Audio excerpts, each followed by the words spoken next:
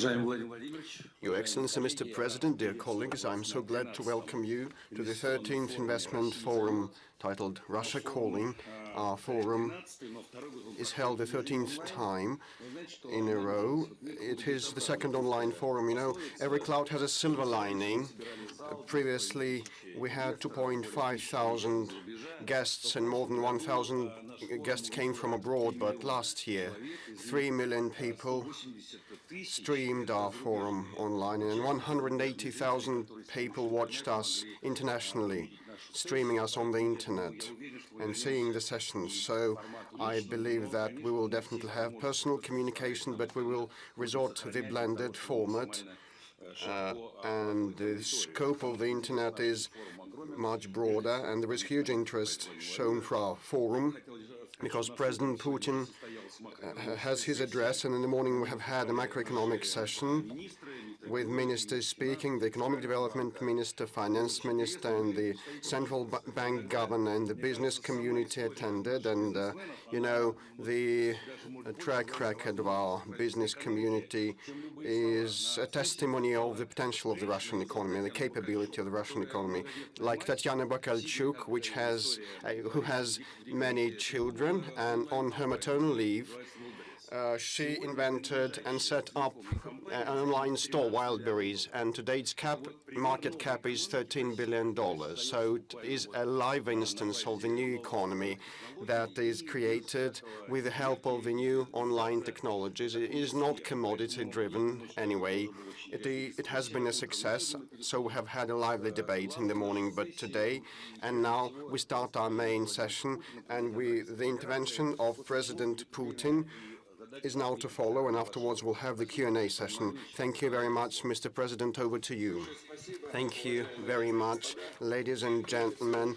Most importantly, I'd like to welcome all of you to the Russia Calling Forum. As a custom, it brings together domestic and international investors and experts to discuss the most relevant business agenda topics, like the key trends that define the development and the investment potential of specific areas of business, markets, and entire nations. Of course, the COVID pandemic has been in the spotlight for around 2 years, and it can't be helped. Its impact on the investment, business, and collaboration ties is huge. It has been impacting the global economy by and large, and the latter, I may note, has gradually been rebounding, but the pace of the recovery definitely once again is questionable, and the reason is well known.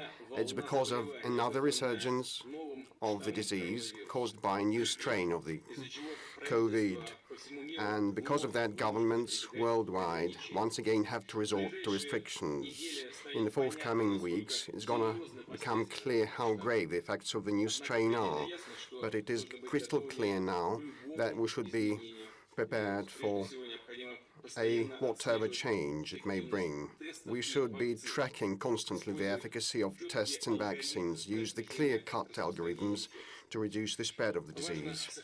It's important to maintain the high alert of the healthcare systems, including the stockpiles of medicines, oxygen, and pool of beds available, and the most efficient protocols to treat the disease in place. I would ask the government to, I'm turning to my colleagues now from the federal government, to present an updated plan of action within a week, given the risks of the spread of the new strain of the coronavirus, taking into account the global transborder nature of the infection.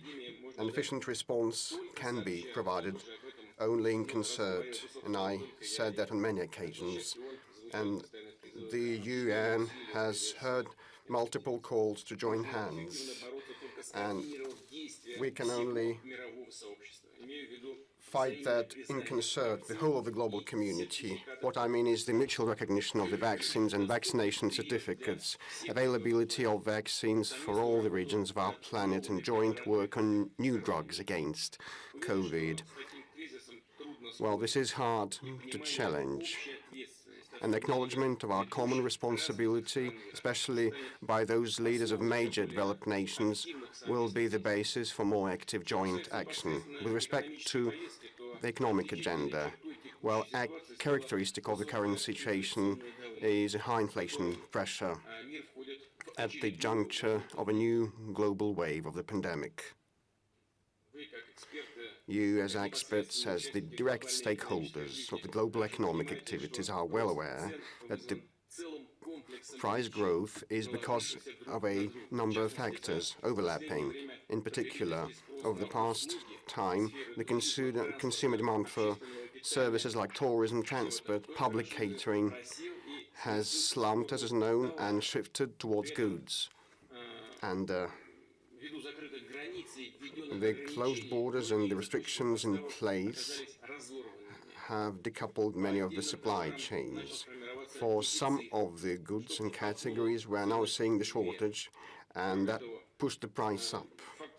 Besides, another important factor in bolstering the inflation, probably the key role belongs here to the extremely lax fiscal policies of most of the developed nations. The growth in budget deficits this year, it is the case also, well, keeps the global inflation risks quite high. They still persist. Definitely the large-scale funds injections helped and allowed to support people in the business community, and we have been doing that also here domestically. But you know, the global impact still resulted in a price hike at global markets, including the commodities. We're now seeing what turmoil has erupted in the global energy market, and that resulted in a manifold increase in the price of the nitrogen fertilizers. And for the agricultural producers worldwide, that is the backbone to maintain the soil fertility and stable crops. It's obvious that this situation is fraught with risks for further growth of foodstuff price. Over the past years, we have seen a price spike of wheat globally, and these dynamics may linger. In this country, our people also feel this global inflation pressure. In no small part due to the external factors, the consumer prices growth has considerably been sped up. It is a formidable issue, quite sensitive for people, including and in particular low-income families, and it requires our unflagging attention. It's important not only to cope with the after-effects of the inflation, but be proactive, eliminating the inflation drivers. We have provided already targeted support to goods manufacturers with categories most subject to sharp fluctuations. Most importantly, these are foodstuffs. And once again, I'd like to draw the attention of the federal government and regional authorities that the greater output and greater food availability here would be a key performance indicator on that area of work. We also expanded the financial assistance to low-income people. This year, we made a one-off disbursement to pensioners and families with school children. We're launching new measures to back families with children. Next year, we will additionally index the minimum subsistence and the minimum wage and social allowances. The decisions have been already made. Definitely, this is not an exhaustive list to support our people. Depending on our financial capabilities, we'll contemplate other measures in this respect. And definitely, we should remain macroeconomically prudent. Let me note that Russia has been the first out of the major economies to have normalized its fiscal policy amid the epidemic. Starting with next year, we will be rigorously abiding by the fiscal rule in drafting and exercising the federal budget. All the measures to support our people fit into the budget parameters well enough, and they are implemented with the help of additional fiscal revenues and redistribution of expenditure. Hence, they don't have inflation implications. In monetary policy, the Bank of Russia has been pursuing inflation curbing, and timely and effective banking regulation. Thanks to the responsible, well-conceived action by the government and the business community, our economy has already surpassed the pre-crisis levels. The GDP grew by 4.6 in January to September. As a result of the year, it's going to increase by 4.2% year on year. The level of unemployment in September went down to 4.3%. And this is the pre-pandemic parameters. And today we can say with a firm that the labor market in this country has fully recovered. And it's noteworthy this is not the case in all major economies. Our strategic task is to support and reinforce the positive trends in the Russian economy, to ensure its sustained long-term development, or, as the experts put it, to speed up the potential economic growth rate. The epidemic taught us, amid global challenges and given the natural competitive advantages of Russia, how to identify areas of growth for investment. It's a matter of principles for us for such investments to produce a multiplier effect for national economic sectors and the regions of the country, primarily to drive incomes and standards of living up. It's worth noting key areas here. First, our long-term priority is the increase of the share of infrastructure investments in the GDP. We have launched a powerful instrument for the territorial development. I'm referring to infrastructure budget-funded credits. Interest rate, 3%. Credit length, 15 years. This is a pretty decent conditions for our economy. And over the next 2 years, an additional effort will be made to execute projects through this tool. The scope of such effort will be to the tune of 500 billion rubles. This will be spent on construction of highways, grid networks, communication systems, things that make the people-friendly environment, that allow to create jobs, to put online new productive capacities and launch promising projects. Projects that are efficient beyond the economic profitability, but that bring great contributions for the environment and create opportunities for a fulfilling life for our citizens. Program of infrastructure budget-funded credits will be extended at least until 2026. Its final scale will be defined later as we glean more experience and assess the maturity of our projects. And clearly, the technological and productive capacities of our construction sector will be dynamically increased as well. We will create clear and simple procedures to build quickly, reliably, with great quality, without bloating costs and hindrances. There's one other core decision here. Up until 2024, the National Wealth Fund will spend 2.5 trillion rubles. These funds are meant to be repaid, and they will be invested into the major investment projects, primarily the infrastructure investment. And granted, it will enable attracting new private investments. At least we very much expect to get this result. Second, we support investments that drive positive social and ecological environmental impact for the country, that are in line with the sustainable development goals that Russia has set. We already have a legal framework for the quote-unquote green projects that will help us to significantly decrease the pollutant emissions. Starting July 1 next year, we will have it all set in Russia to launch climate business initiatives, including foreign ones.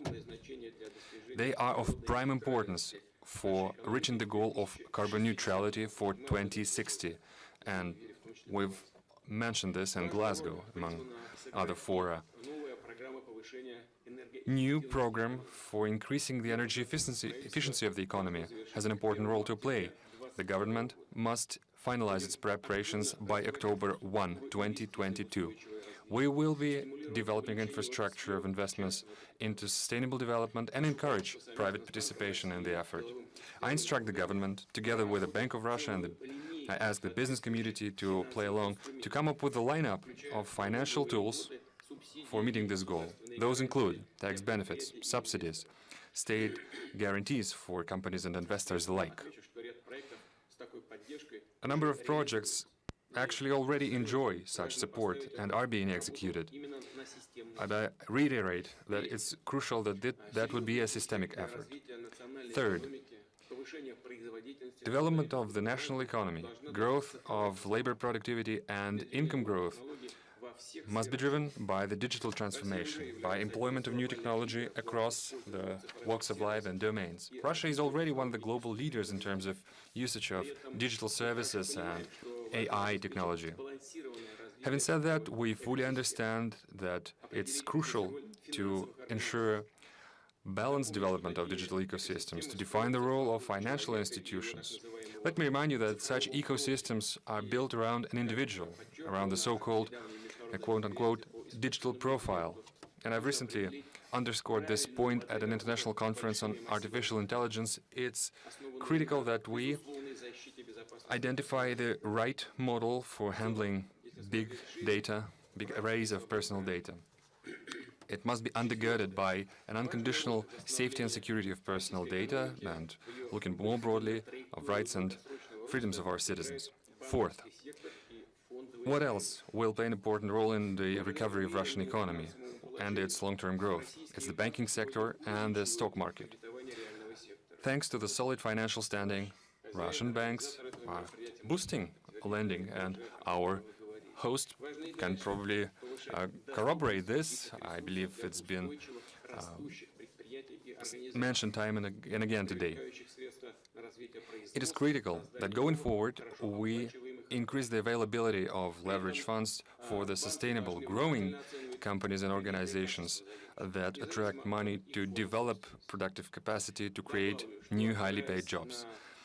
At that, banks should definitely assess the credit quality of lenders, regardless of their form of ownership. Besides, given the fundamentals, Russian stock market indices have exceeded the pre-pandemic levels. The stock offering and bond issues of domestic companies are up. We will make our exchanges even more attractive, including for foreign investors. And I want to add that the stock market is getting increasingly more accessible for small and medium businesses.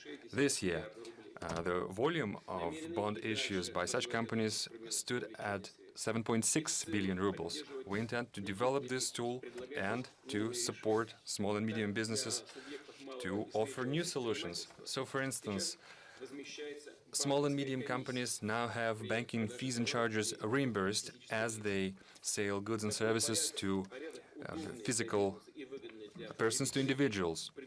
Such procedure is accommodating for businesses and profitable for consumers. I believe it should be extended by at least half a year, and it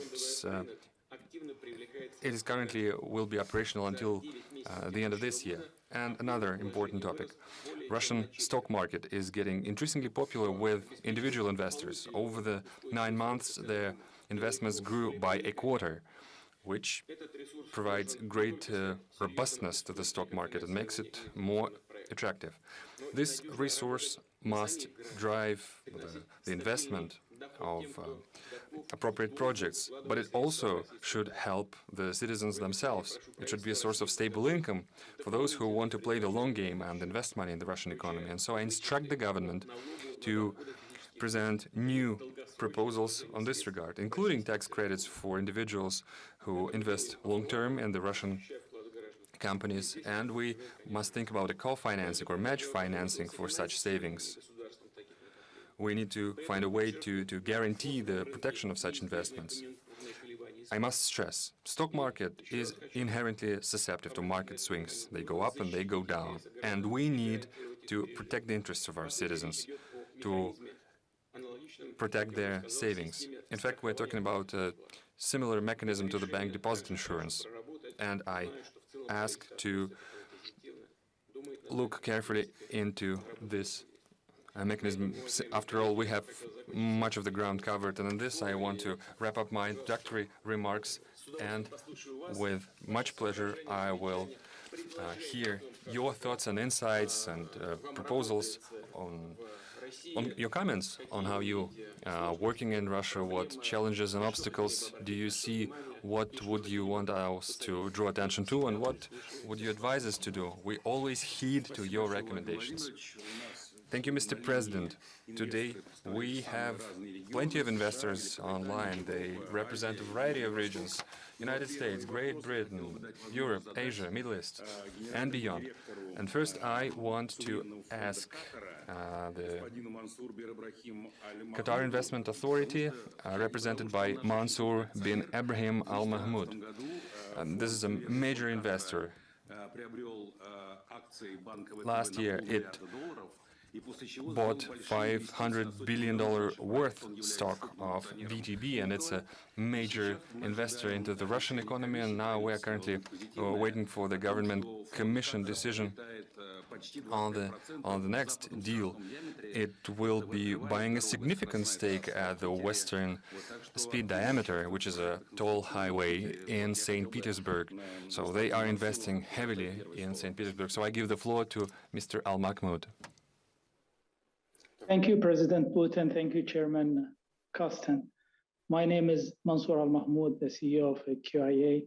Mr. President, we have been very active investing in Russian economy and in a range of different industries: banking, retail, energy, and so on.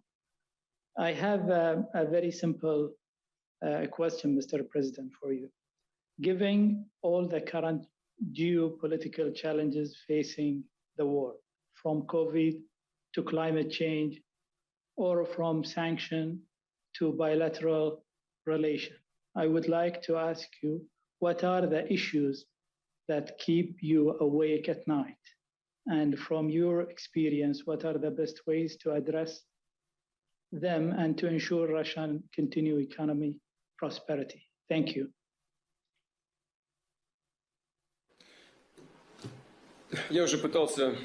I tried to mention that in my introductory remarks. Anyway, indeed, the Russian Federation has been faced with the same problems and challenges as the rest of the world: the climate change, the COVID pandemic that has an impact on the economic activities and reduces our potential for free travel and offline meeting, and it is fraught with inflation and other things, and I mentioned that.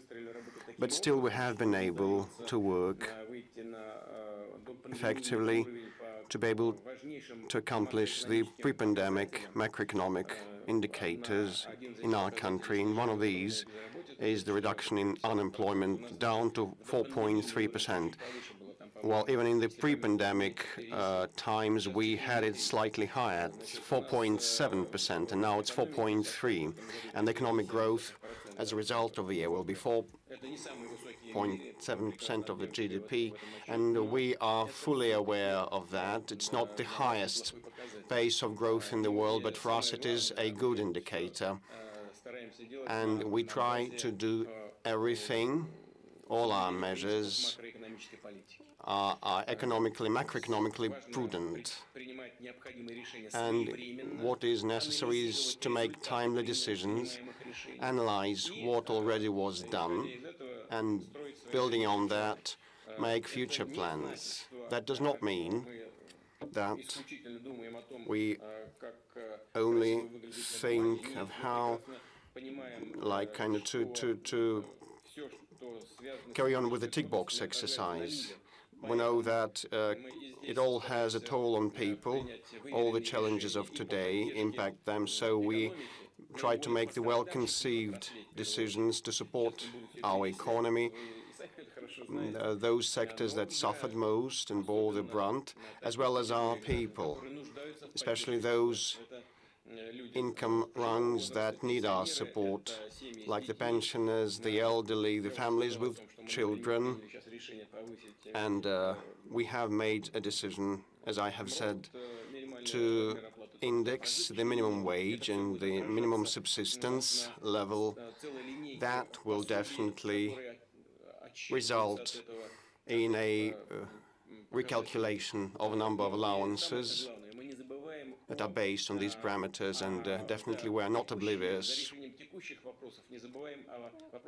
with our routines about aiming high in terms of strategic development, and definitely want to transform our economy so that it goes digital. We want to attract the necessary volumes of investments. We invest our own domestic public money in infrastructure, and we expect the investors to appreciate our efforts and lend us their confidence, and will co-invest together with us, as our Qatar friends do. Thank you very much, Mr. President. Who is next, colleagues? Just be agile, be active. Who is next? Good day, my name is Oleg Kuzmin from Fara Management, London. Thank you very much for the opportunity to partake in the discussion. My question would be, if we go back slightly, back to the early 90s, the economy grew at a rapid pace, and the economy was stabilized and new institutional framework was put in place. In the next 10 to 12 years, Russia faced different externalities and shocks like the slump in oil price, the financial crisis, the sanctions and epidemiological crisis, which is currently the case. But anyway, the Russian Federation has been able to increase the resilience of its economy, and currently the international investors and bond and debt investors are starting to speak of an EM economic fortress which Russian Federation has built. You have outlined important areas of work for future, but anyway, my question in this regard would be the following. What is seen by you as the main overarching priority for Russia's socio-economic development in the forthcoming 10 years? The balance of payments in the public finance are in good shape, and you have the mechanisms to reduce the impact of the external shocks and assuaging the external shocks. You have the inflation targeting and the fiscal rule. Anyway, the fortress is already in place. What comes next? Well, our colleague from Qatar that has just asked the question asked me what prevents me from sleeping at night. What concerns me most? You know, I must say that we have our domestic problems typical of our country, mostly related to the demographics. We had two natural declines during the Second World War, or the Great Patriotic War, as we called it, in 1943, 1944, and another slump happened in mid-1990s after the collapse of the USSR. They were around tantamount and equal birth rate slumps. 1.2 million was the lowest level. In 2006, we had around 1.9 new babies born per annum. So, and this problem, this issue, has become systemic, and it has an economic perspective because of the shortage of the manpower. And we have around 80 million of working age people, and the losses of hours are 1.2% per annum. I mean, in the manpower. And from the perspective of humanitarian considerations, and in order to strengthen our statehood, and judging on the economic foundations, we should resolve the demographics. We should handle it. I will not enumerate all the range of tools, all the toolkit that we will apply to resolve that in the future.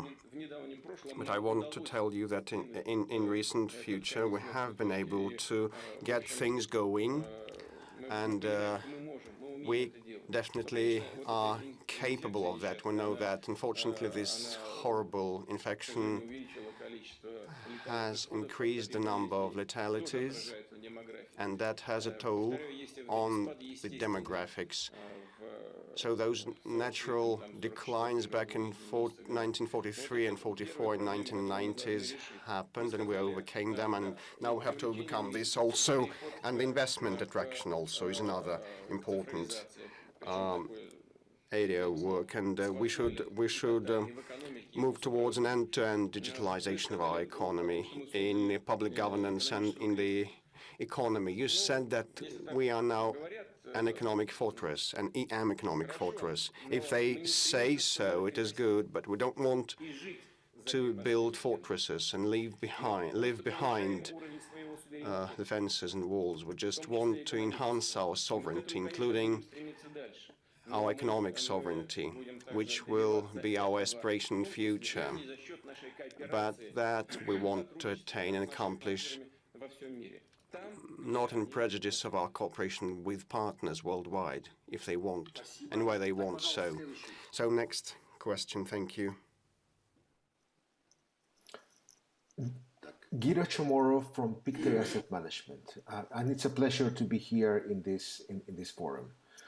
As investors, analyzing the macro fundamentals of the Russian economy, such as growth, inflation, and debt levels, is no longer enough.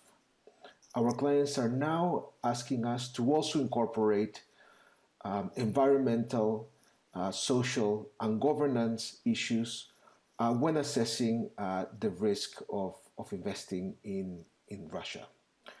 Mr. President, what message would you like to convey to the international community that may want to continue investing in Russia, but must also implement and assess sustainability?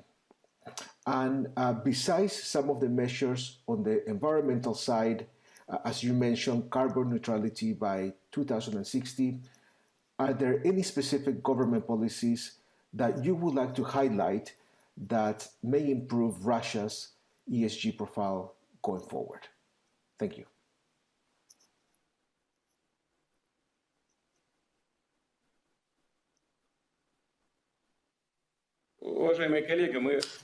Your Excellency, dear colleague, we are aware what the trends of the global development are and what the baseline criteria today for the investment flows are.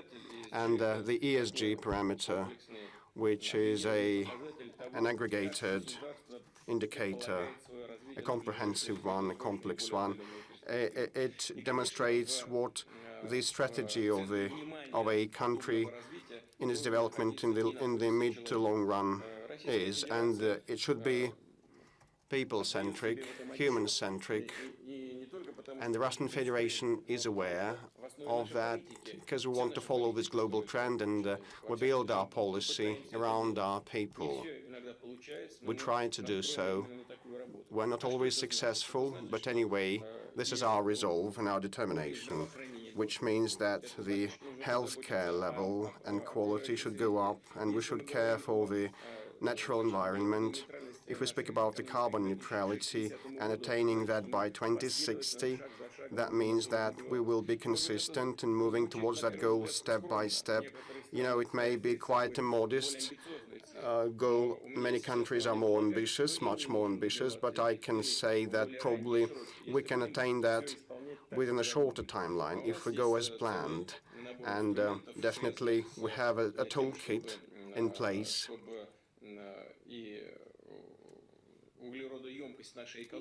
in order to reduce the carbon intensity of our economy and use the sinking capacity of our forests and ecosystems to a greater extent. And we should fight the forest fires better. We should plant new forests if eliminated and were eliminated. And definitely all these things, including modernizing our economy and going digital in a bundle, all of that allows us to speak that we fully support the sustainable development criteria by the United Nations, and we are an active participant of working with other countries on that. And I am confident that our investors will see that. And if they participate in our efforts, they will be also following the trend of today. So, while developing alternative energy sources and hydrogen will be something that the humanity expects all of us to do. I mean the authorities of major economies and the investors that participate in the global economic development.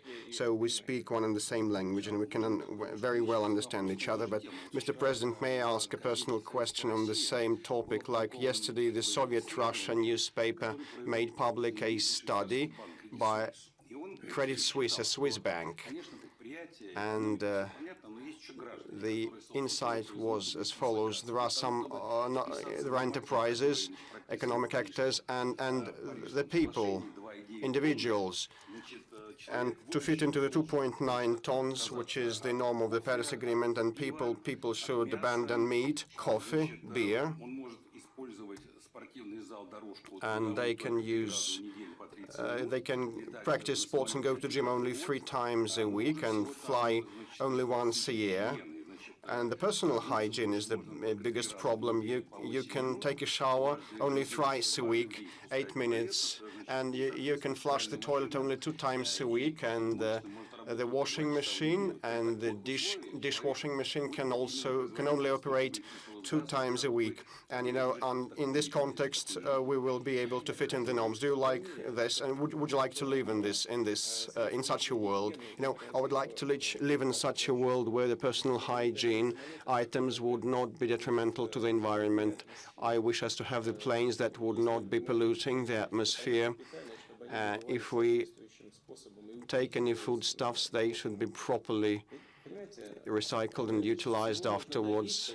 We can attain and accomplish anything if we approach these things in a balanced way, not a formalistic way, and we should not try to justify that we cannot attain something. We should strive for good results. And definitely, probably heads of state should be allowed to produce like 6 to 8 tons of CO2 per annum, given their professional duties. Next.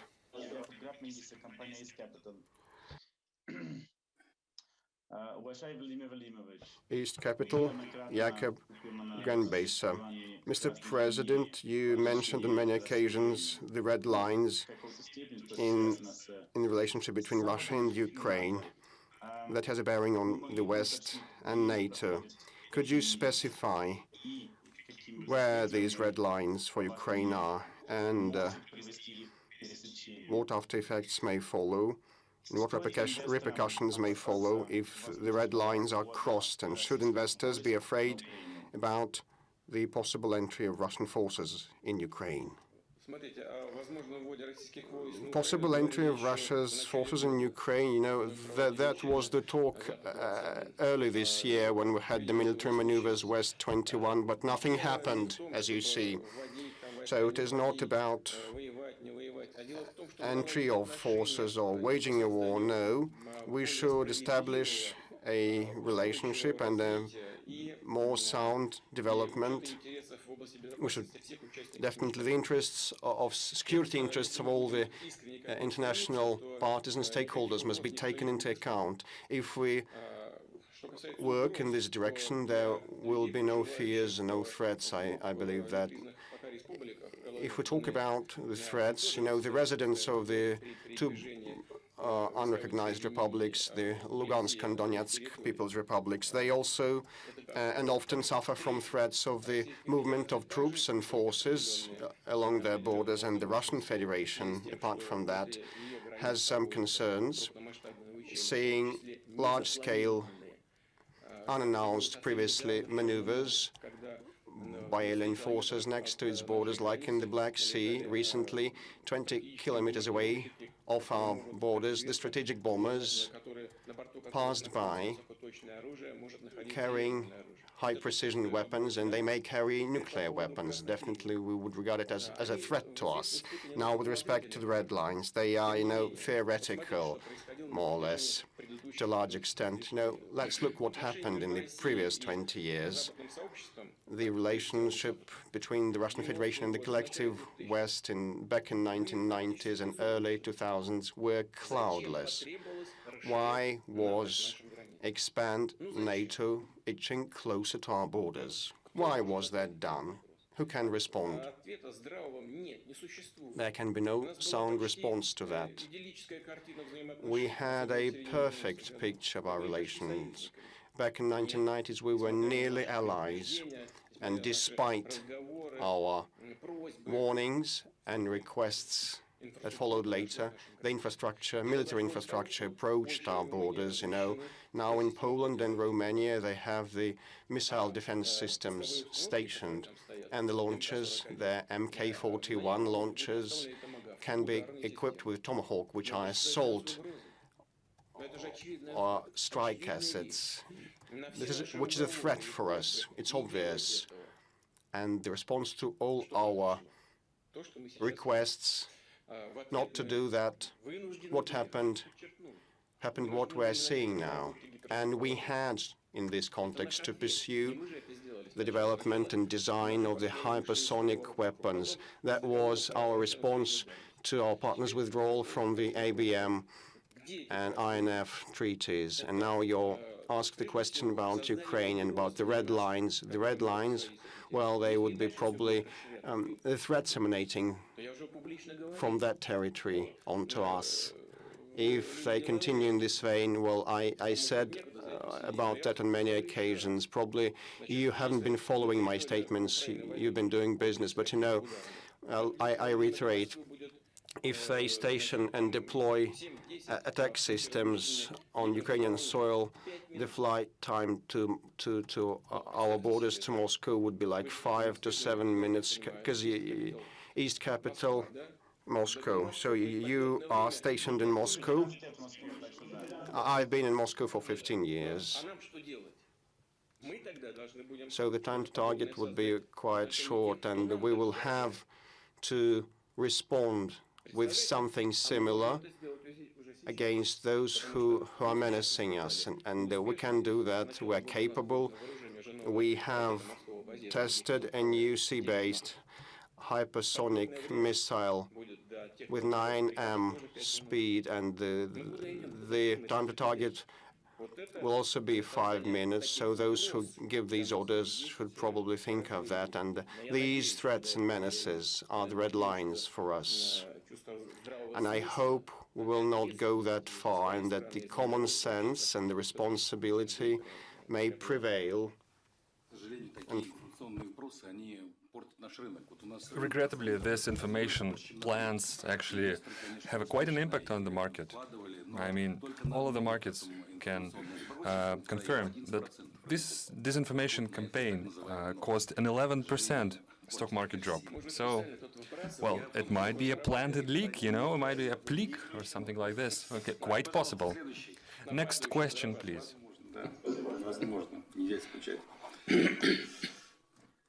Hello, Oliver Weeks from Brevin Howard in London. Mr. President, since you returned to the presidency, we've seen in Russia stagnation of real household incomes, rising inequality, and you've had to apply more and more open political repression. If you plan to stay as president after cancelling term limits, do you think that less austere fiscal policy might be a better way to preserve your support? Thank you.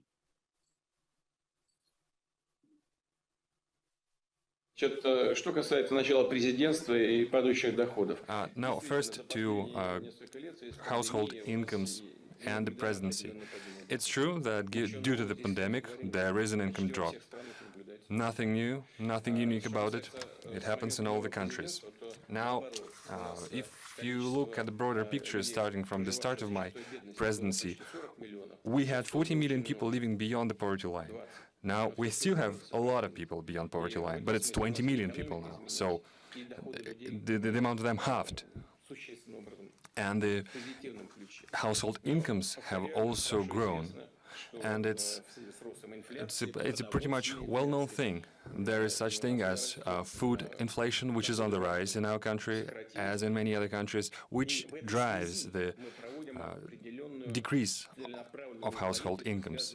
To counter that, we pursue a tailor-made policy. We try to support the economy. We try to support the decent amount of decent wages to get paid decently.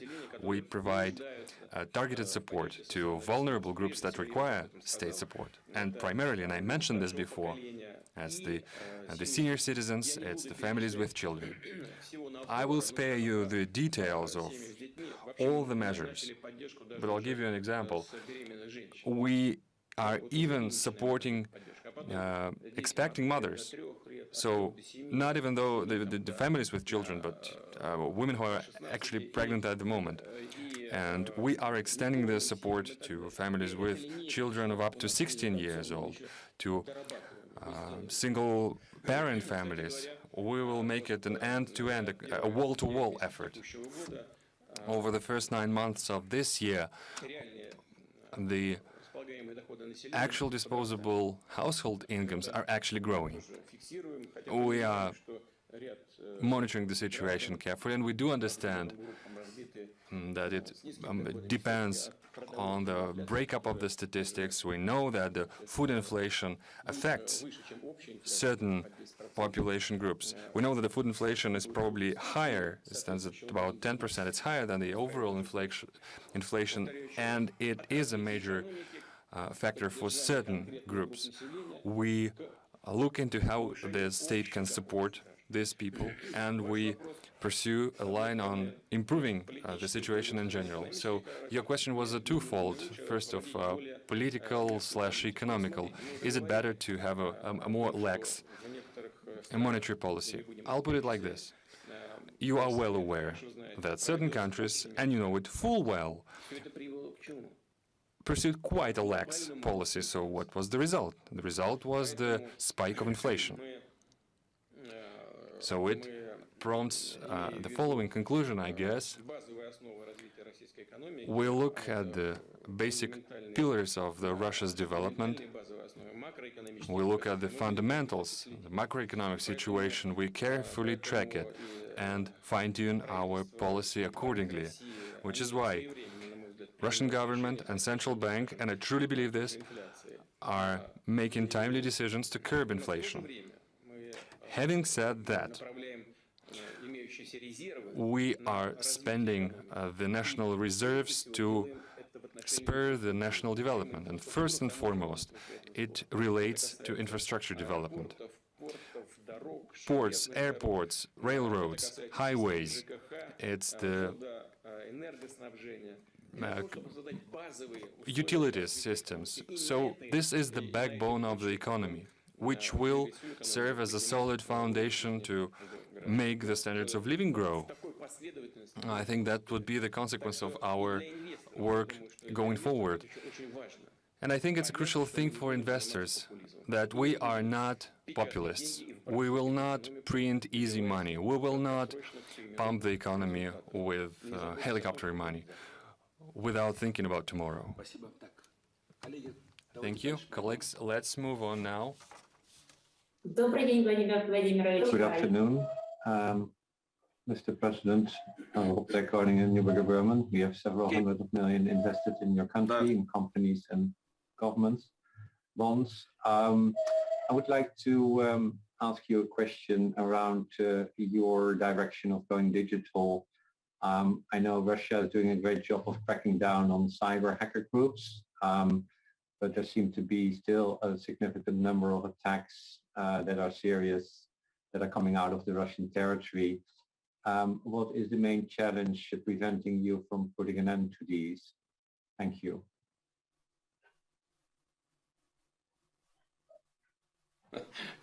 Well,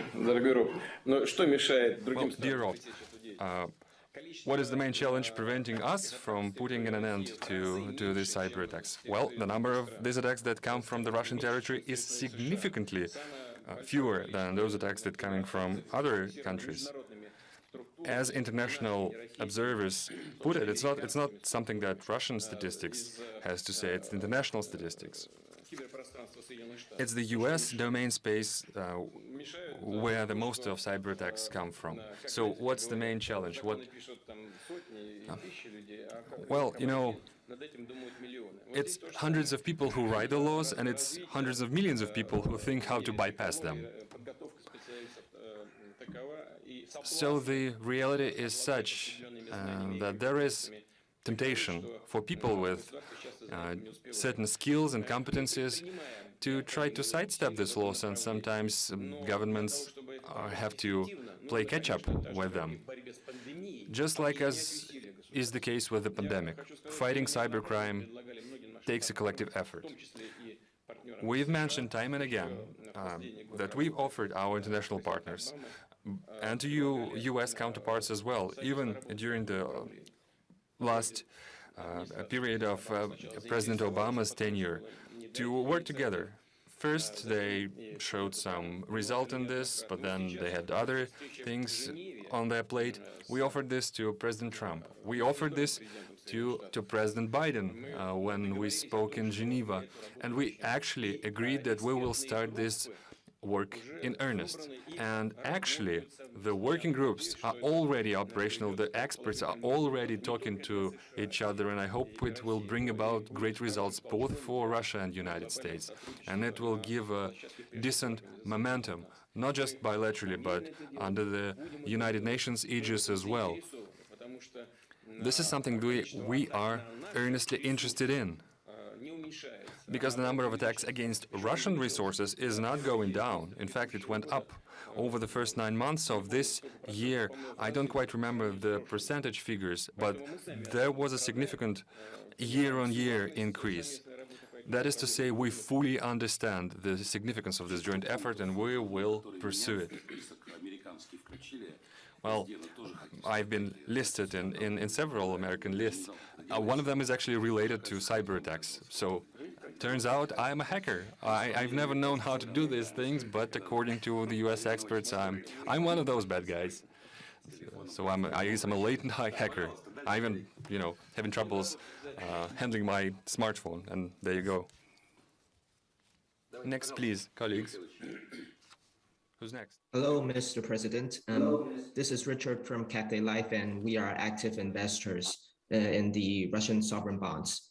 And thank you for this rare opportunity.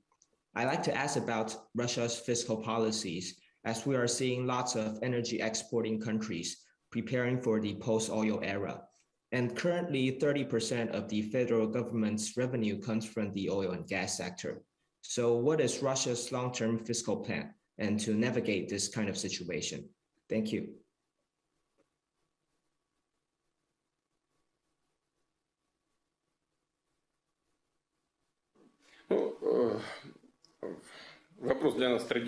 Well, it's a traditional question that we get. It is true that oil and gas revenue stands for a significant share of the state incomes. But I want to underscore that the share is gradually going down, year in and year out, with the simultaneous growth of non-ONG revenue. And it's indeed one of the key drivers of national development for us. It's the diversification of the economy. We will intend to follow this track, to plan for the post-oil era. But let me stress this, the population of the planet is growing, and it will continue to grow. The economy, the global economy is growing, and it will continue to grow. The energy demands, guess what, are growing. And the demand for energy will be higher than it is today. So it is difficult to forecast and foretell how the structure of the global energy mix will look like in several years. Assessments vary. International Energy Agency, for instance, believes that over the next 20 to 30 years, the global energy mix will only change slightly, and there will be no complete phasing out of the fossil fuels. So the assessments vary. So we bear these arguments in mind. And it's our basic premise that our deposits of hydrocarbons, including oil, might be used for a variety of needs, not just for the fuel sector, but also for the chemical industry, the petrochemical industry, which will also bring more incomes into the state coffers. Then the existing oil and gas infrastructure can be used for hydrogen supplies. For instance, it can be used to supply green hydrogen. It is more expensive than the regular hydrogen, but it is a promising area for the energy development of Russia. And let's look at gas, for instance, at natural gas. It's one of the cleanest of the fossil fuels, if I can venture to say this. So natural gas supplies will continue to grow, given that the natural gas production among our key partners in Europe is dropping. I think they had 24% production drop last year, while the energy demand is ever growing. So we will look into other areas of energy sector. We will develop solar and wind.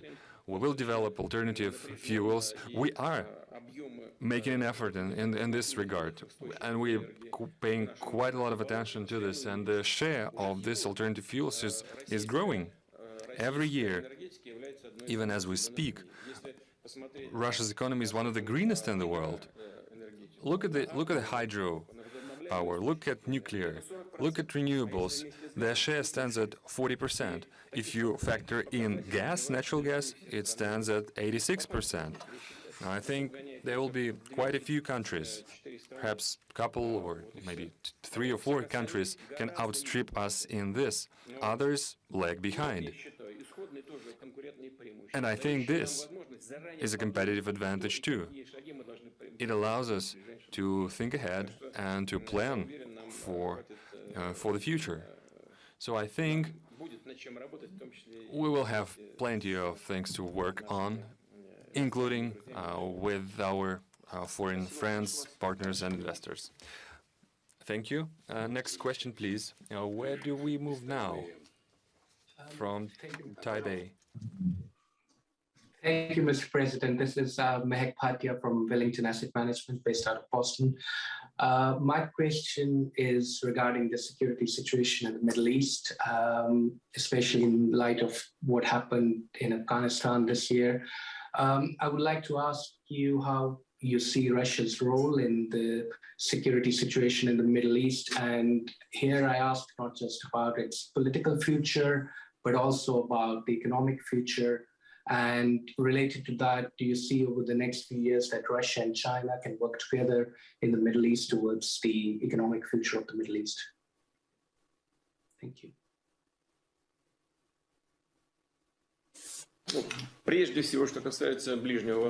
Well, I'll start with the security situation in the Middle East. Middle East is the region of peace. It's a region with which we are traditionally partnering up with on very amicable terms. Our relationship with many countries of this region are growing ever more pragmatic, efficient, and amicable. What underpins this success?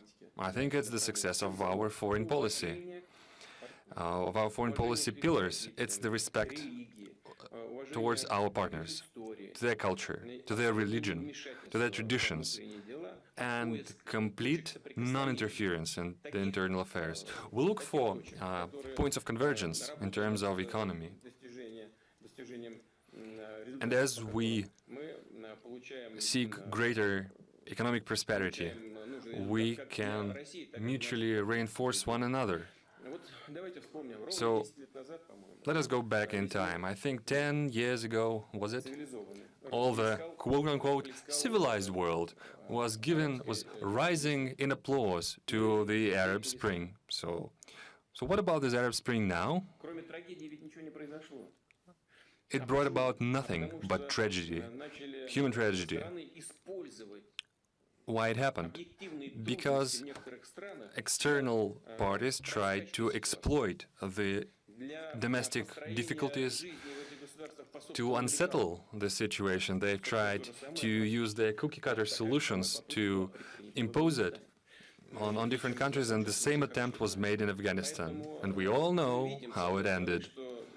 So, from the one hand, we hear our partners saying, yes, we made a mistake, we shouldn't do the same mistake again, and yet they continue to do just that in other regions and countries. The situation in Afghanistan is indeed dire, but I believe that this is a case of lessons unlearned. I won't give you the names of my colleagues, but who in private told me that yes, we made a mistake, we've overstretched ourselves. But it happens time and again in other Middle Eastern countries, in Africa and beyond. Which brings me to believe that our basic principle must be different. Our basic assumption should be respect toward our partners. And when I say we, I mean it's not a Russia we.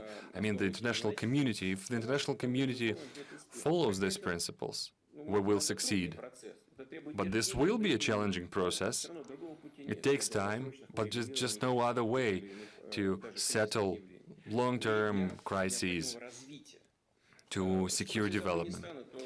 Turning to Afghanistan now.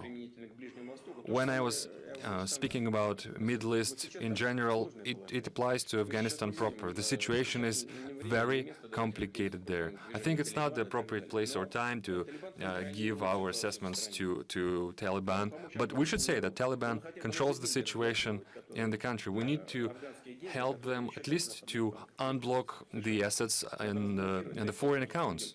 We should give people an opportunity to deal with the most pressing challenges, to address the humanitarian needs, to buy medical equipment, to buy medicine.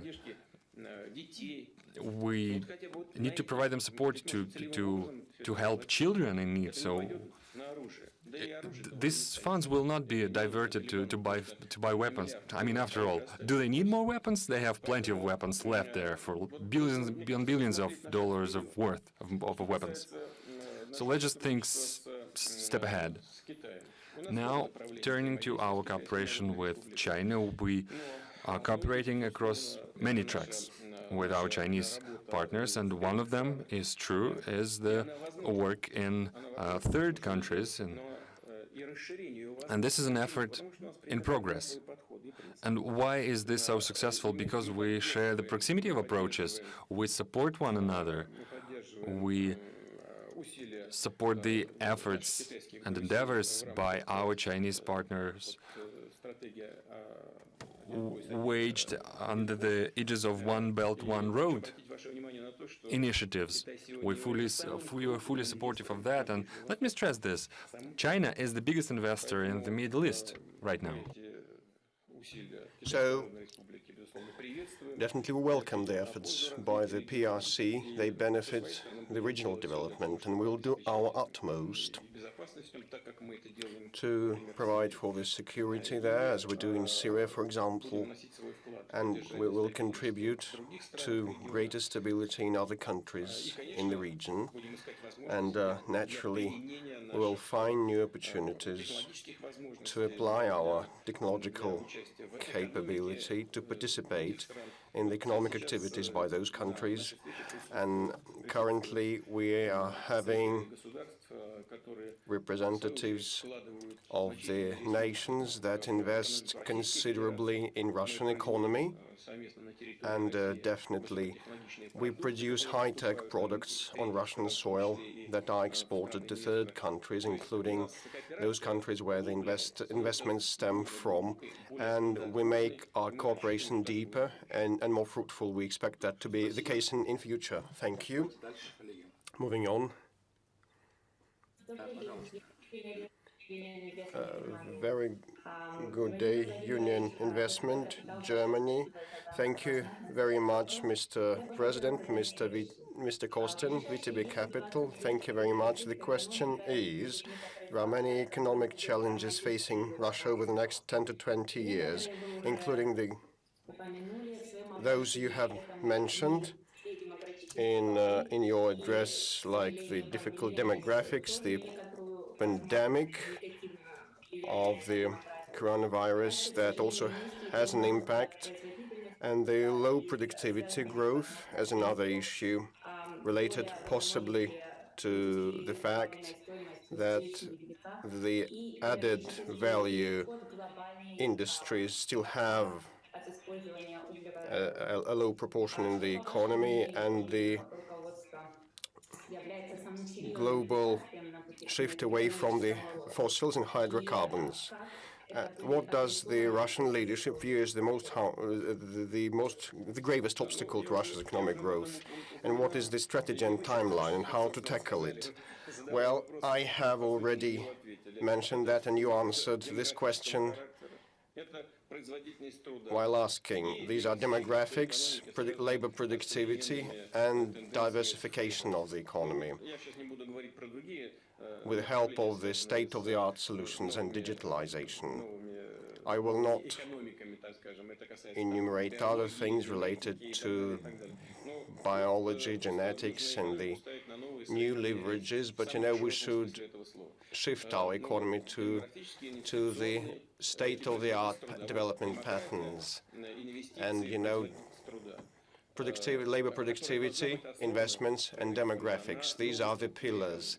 And the labor productivity must be based on a new structure of the economy and a new quality. These are our overarching economic development goals. Definitely, they are human-centered, people-centered, all of them. But in order to safeguard people's interests, we should tackle these issues that you also have mentioned. But I don't see a point in enumerating all of that now, because this is part of our strategies and blueprints for the economic development. If we take demographics, well, we should support our healthcare and give assistance and help to families with children. If we take investments, we should remove and dismantle red tape and barriers and create a stable and favorable macroeconomic context, and we have been successful in that. Speaking about state-of-the-art economic development patterns while switching to the new industries is something that we have been closely thinking about, and we have prepared strategies and plans of actions already in place, and definitely there is an open field for work, and we are to accomplish much more than we have already had. But anyway, the interim outcomes of what we have accomplished over the past 10 to 15 years give us grounds to say that we will keep developing at a necessary pace. We would really very much like to have the pace of Russia's economic growth slightly on top of the global average, which is 3.5, and ours will be 4.7. I'm not sure whether next year we will maintain this pace of growth, but I still would like us to be above the global average. I think we are equal to that. Thank you. Thank you, colleagues. Moving on. Michael Cohen from Group. I'm based in London.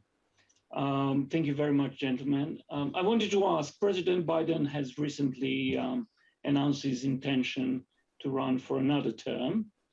I would like to ask Mr. President, do you intend to do the same? What goals would you like to still achieve for Russia? And what do you think about the next generation of Russian leaders?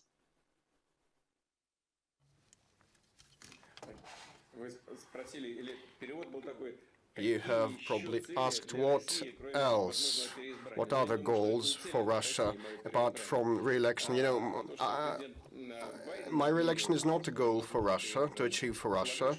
Well, and the fact that President Biden recently announced his intention to run for another term has been a right thing, a proper thing to do, because starting to prepare for the elections, well, unless you do that, the governance and the control will definitely suffer in that country. Well, the US president doesn't need my assessments, but I think he did the right thing. With respect to my plans, if you ask about my plans, you know, according to the Constitution, I do have a right to run for another term.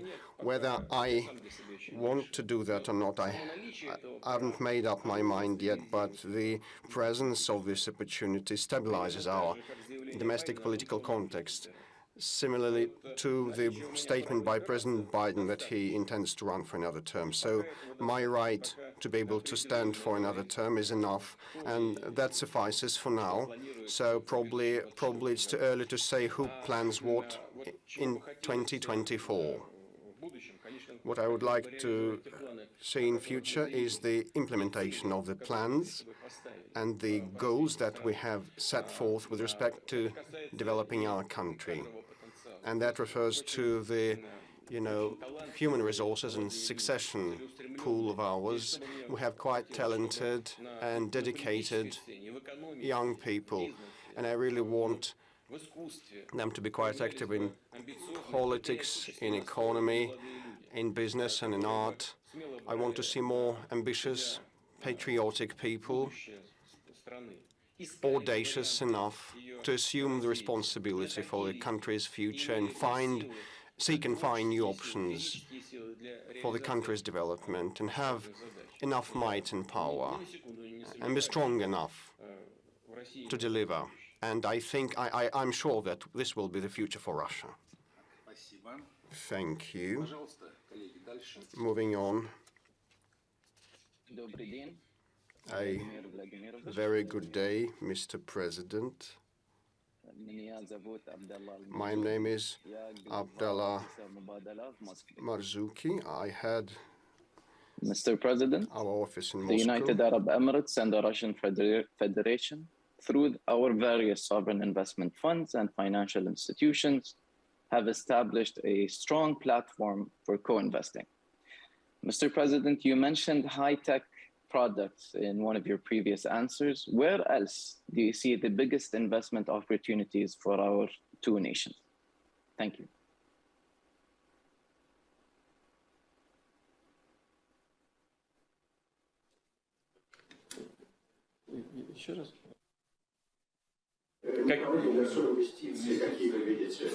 Вы знаете, что фонд Мубадала один из наших. You know that Mubadala Foundation is one of the time-tested and reliable partners of ours. I know that you have been working closely with Russian Direct Investment Fund, and you have been seeking for opportunities to co-invest, and you have been making decisions on automatic co-investment, and definitely what we want is to see more investments in the high-tech sphere. I will not enumerate all the subsectors, but I know, judging by Kirill Dmitriev's reports, that you work on that continuously.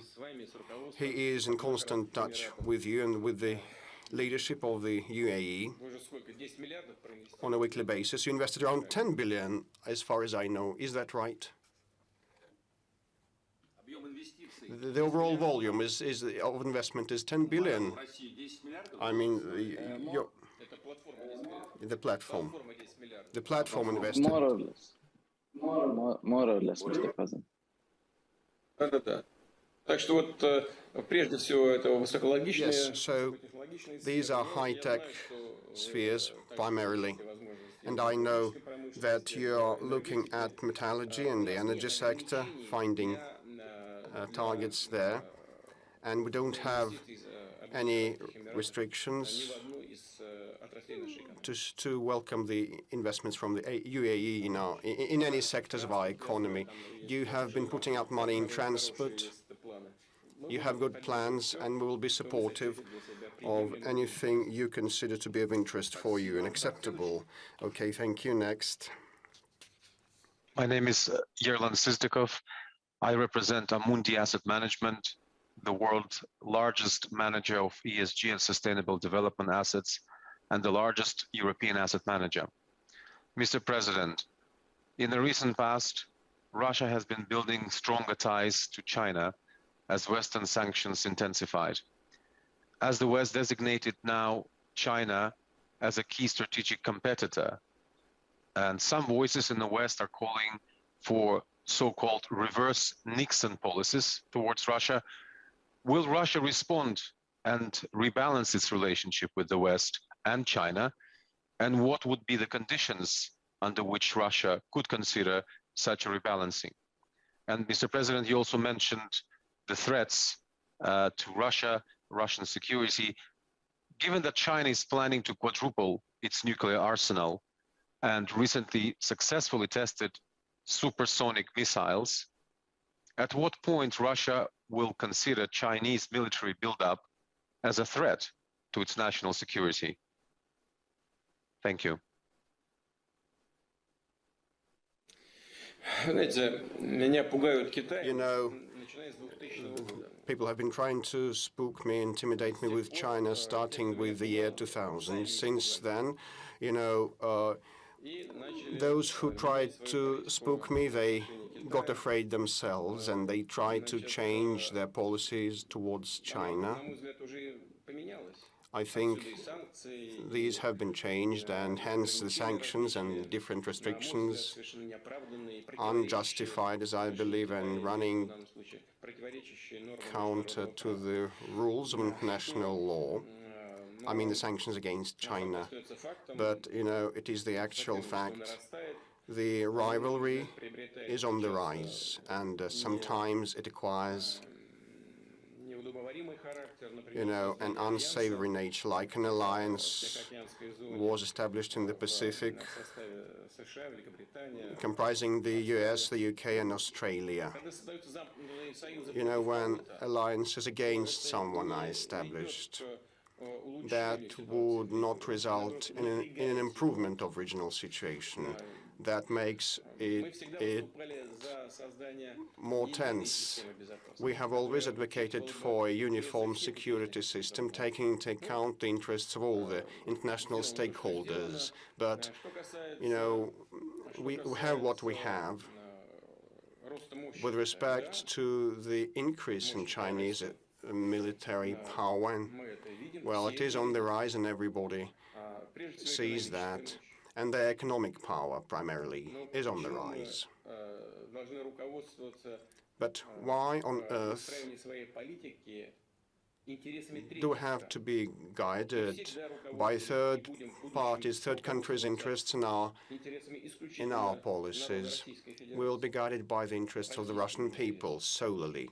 It's going to be the Russian interests that will base our policies, and at the same time, we have always treated the interests of our partners, international partners, with respect, and we appreciate similar attitude towards us, and China shows this treatment to us. Hence, with respect to the economic interaction, well, there is some subtext in your question. You are hinting whether or not we are going to taper down our kind of economic cooperation with China. In 2020, the American trade with China increased by 8%, and the Russian trade with China increased by 6.7%. So why are they calling to roll back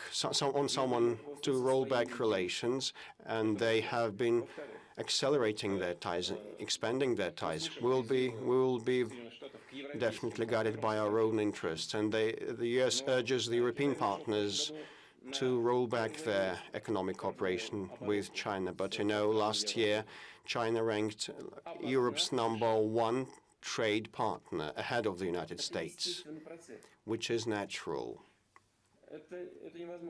It cannot be stopped. So one should be definitely guided by these considerations, and based on that build our policies. Our trade with China keeps increasing. It was $104 billion last year, and in 2 or 3 years we envisage around 200 billion of bilateral trade between our countries, which would be quite a fair and decent level of trade, but still far from what the US and the EU have with China. Now, with respect to the military might, you know, China is a 1.5 billion nation. 1.5 billion people reside there, so probably it has a right to plan its military policies in order to provide for the security of these people. No one can deny China that rule, that right, and definitely their military might grows alongside their economic might. This is natural. You know, the UK and France have announced that they are about to modernize their nuclear arsenals, and they are acting on these announcements. Whether that causes concerns by the United States or not? No. So then why are we to show or have any concerns with respect to the growth of the military potential of our next neighbor, with whom we have a very high, unprecedentedly high level of bilateral relations? No, we are not concerned, because we keep developing our own potential and capability as well.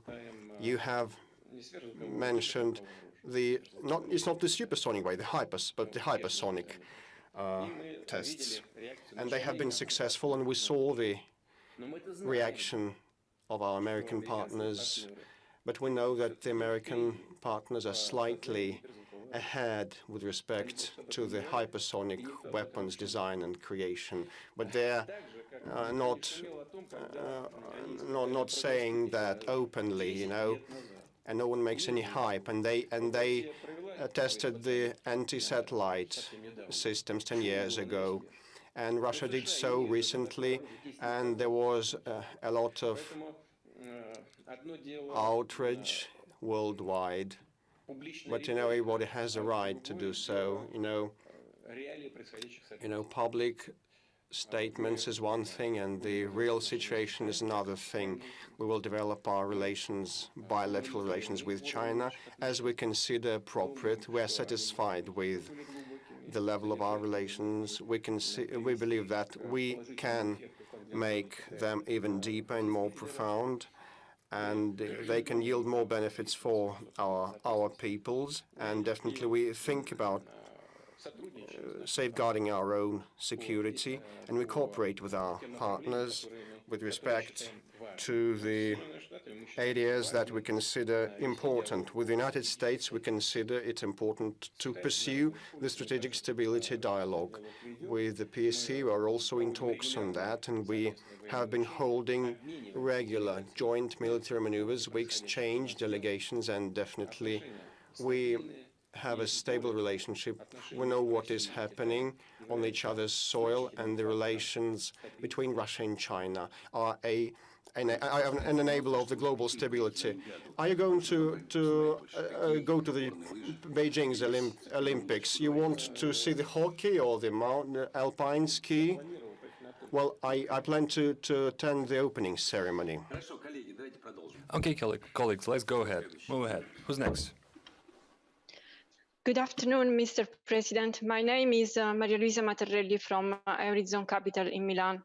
We are active investor in the government bonds market. My question is, you recently declared that the existing model of capitalism has exhausted itself. Indeed, the issue of income inequality and the need for more social justice, together with the deglobalization of supply chains, are becoming more and more important issues in the world after the pandemic, especially.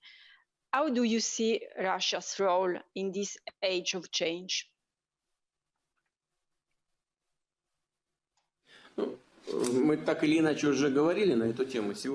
In one way or another, I believe we have addressed this topic already, but I'll try to recap some of it. What is the current model? I think I've been slightly misquoted. I've been talking about the contemporary model of capitalism. So what is this model about? It is twisted somehow. It gives an upper hand to certain countries. They can use their advantage in military and defense sphere. They can impose their conditions. They can impose sanctions. They can prevent other countries from fully tapping into their potential, which causes a lopsided picture in the economy, in politics. It drives the buildup of tensions across the globe and acute conflicts, including the one in the Middle East that we've recently mentioned. But I'll spare you the gruesome details. You know the list full well. It's the Syria, Afghanistan, certain African countries are rife with problems. Which is exactly the ramification of this model. This is what I was talking about. So we need such a model of international interaction so that all the participants of the international system will feel as they are equitable members of it. We need a shared set of rules, not just a set of rules imposed by a single party, but a shared set of rules that is agreed upon by the international community. If we manage to create such a system, we'll succeed. It applies to international trade as well. When certain countries impose their will to others, when they will stop thwarting and stymieing the flow of investments, when they will close the opportunity to use certain currencies in transactions, then we will have greater equity and fairness. We will need at least try to seek to achieve this goal. If we succeed in this track, we will be able to create a more equitable, fair world and accomplish our goals. Thank you. Colleagues, next question, please. Hi. Hello, and thank you, Mr. President. My name is Chris Kelly. I'm a fixed income investor at Invesco in New York, and we invest extensively in Russian government and corporate debt. You argued that U.S. policies undermine the dollar's status of the world's reserve currency. And in line with this, Russia has accelerated its de-dollarization drive. You have argued that U.S. policies have undermined the dollar. What do you see as the future of the global monetary system, and what role do you think Russia will play? Also, what are your thoughts on gold and cryptocurrencies as the old and new alternatives to fiat money?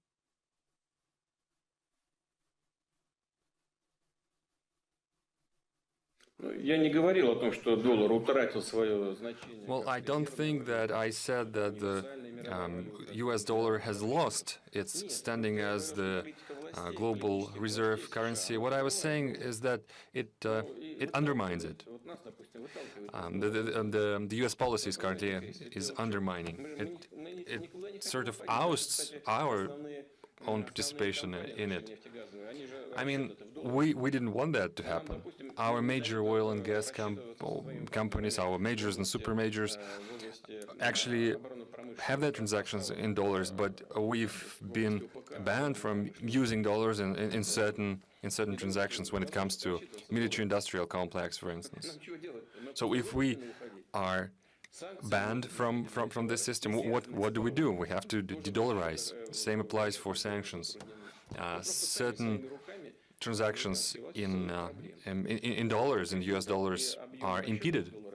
So the US is effectively undermining its own toolkit, and I think that this de-dollarization drive can be seen across the globe.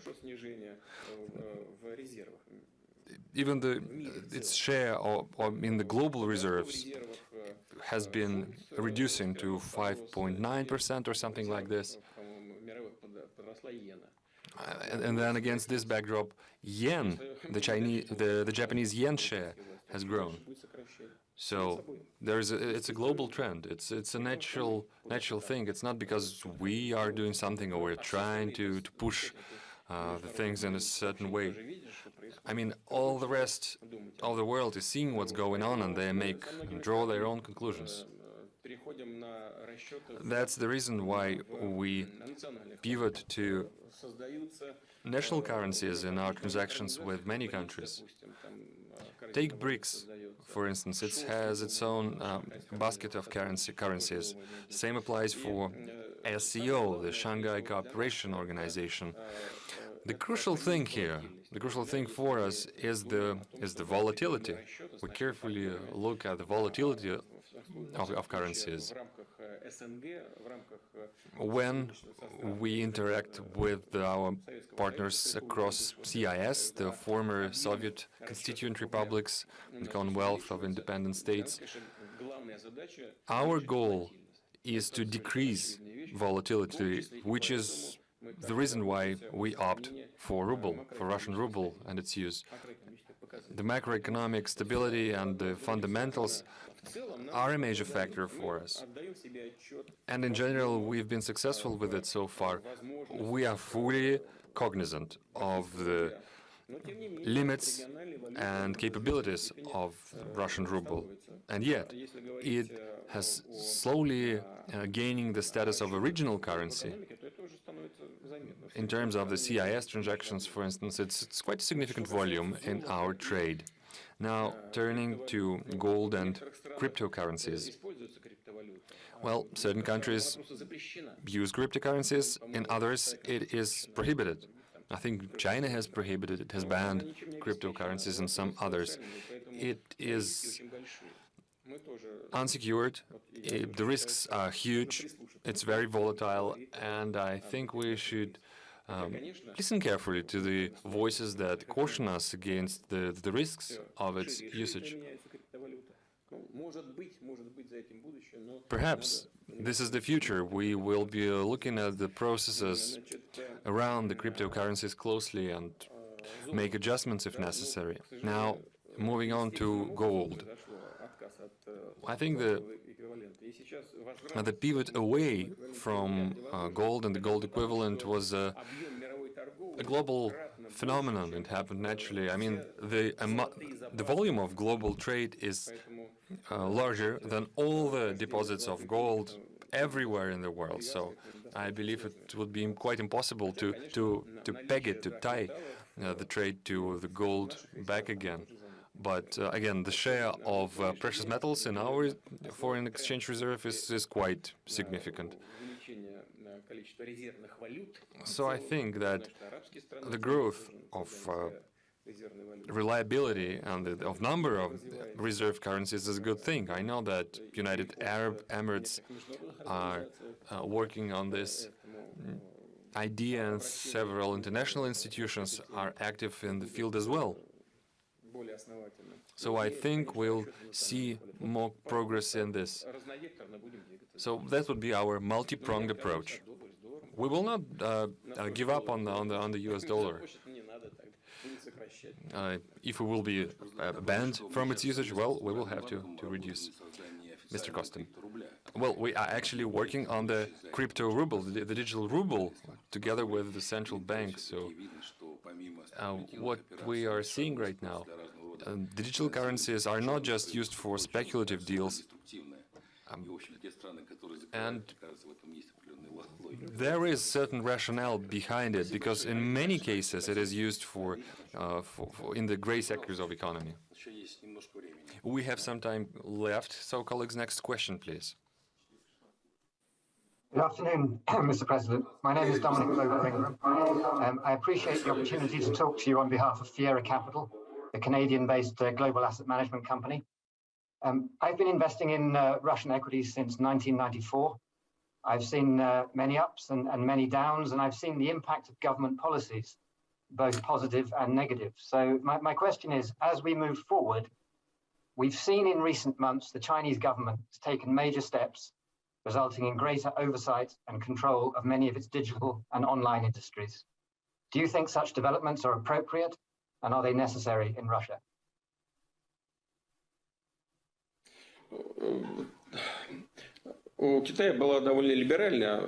Well, let me put it this way. I think China was for a while quite liberal with regard to digital industries, which is only natural and reasonable given that those companies were only maturing. For a while, China created conditions that were accommodating and welcoming for companies, and they welcomed foreign presence. Now, the situation's different, and the socio-economic developments are ever faster, so China wants to exercise greater oversight and control over its national situation. But this is only natural. I mean, look at the United States, look at Europe. Aren't they doing the same or try to do the same? They do. The difference is the extent of such regulation and control. I don't go into the minutiae of the thing right now, but I think the crucial thing is to strike the right balance between the freedom of entrepreneurship and the interests and safety and security of its citizens, to prevent abuses on behalf of such platforms. Let me just say that I understand the rationale behind the steps made by China. As for Russia, we will look at the actual situation on the ground. Yes, certain regulation is welcome, but it shouldn't be a regulation that would act as fetters or as manacles for the industry. Colleagues, next question, please. President, we need to look carefully into all the matters related with the protection of personal data. This is the crux of the matter. This plus the use of anonymized big data.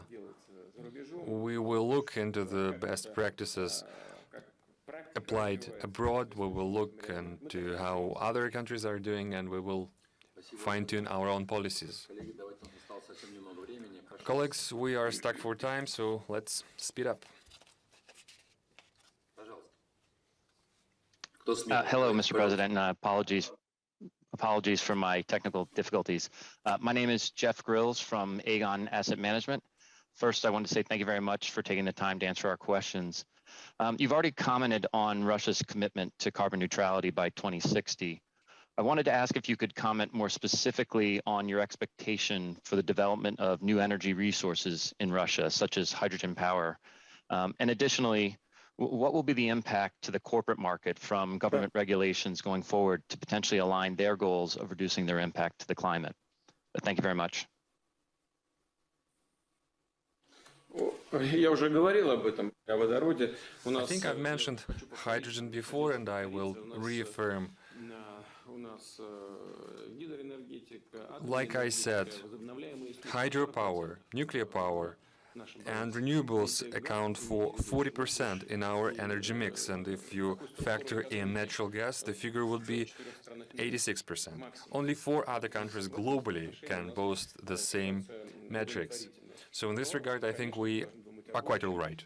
But we need to think what's going to happen going forward. And we are looking into the green economy, the hydrogen economy. We have some high ground here. We have strong engineering and scientific traditions. We have the infrastructure, the gas infrastructure that can be used for transporting and storing green hydrogen. So this is an advantage as well. Again, we are developing solar, we are developing wind power. And by the way, we do it in cooperation with our foreign partners on many occasions.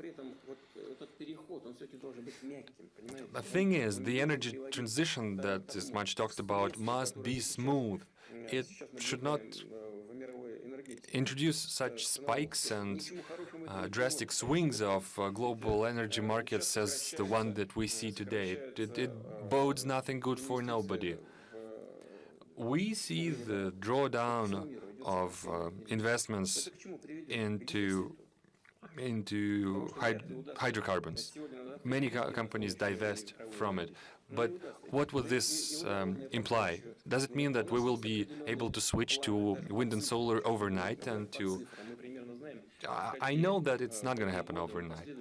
We have a roadmap. I know the milestones that we are setting for ourselves when we will be able to produce enough power from renewables to make the switch. But it takes certain amount of capital investments, quite a significant ones. It takes changing the attitude of people, the primary consumers. And I've quoted this before according to the IEA, the International Energy Agency. They quote that in 20 to 30 years the energy mix will change, but ever so slightly. I mean, look at it this way. Developed countries, through their industrial development, have caused a certain buildup of emissions in the atmosphere. It were not the developing countries who caused this damage, this buildup, isn't it? And now, industrially developed companies, I beg your pardon, countries, want to dictate a new set of rules, which would effectively prevent the developing countries from ever reaching their level, that they will still drag in poverty. Do we want this? I don't think so. This is a fine line that we need to pursue. It takes trade-offs, it takes a certain give and take, because the threat of an unbalanced approach is clearly visible. As for hydrogen production, we will definitely develop it, hopefully together with our foreign partners. Colleagues, we are stuck for time. We can't take any more questions, but we queue them up first next year. I want to thank our charitable host. I want to thank all of you for your trust and confidence that you put in Russia, for your interest for our countries, and we will try to make sure that this confidence will be repaid. And if I didn't manage to take any other questions, I will be happy to answer them next year, on a matter of first priority, or on any other international fora. For instance, at SPIV, the St. Petersburg International Economic Forum. Mr. President, thank you. Thank you, colleagues, and goodbye.